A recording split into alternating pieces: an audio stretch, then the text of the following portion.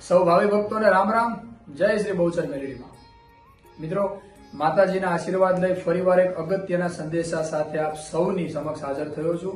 માતાજીએ જે રીતે કહેરાવ્યું છે એ રીતે આપ સૌને એક અગત્યની વાત કરવાની છે, એક અગત્યનો મેસેજ આપવાનો છે। તમારે પણ તમારા આજુબાજુમાંથી જે ભાવિ ભક્તો માતાજીના ધામમાં પ્રવચનો સાંભળવા, માતાજીના ગાદીના દર્શન કરવા માટે, માળીના દર્શન કરવા માટે આવે છે, એક ખાસ અગત્યની વાત એ છે કે આપણા બારેજાવાળા કુખાર મેલડીમાં, આપણા બહુચર મેલડીમાં, આપણી રામવાળી મેલડીમાંની ગાદી બારેજા ધામ સિવાય બીજે ક્યાંય થતી નથી।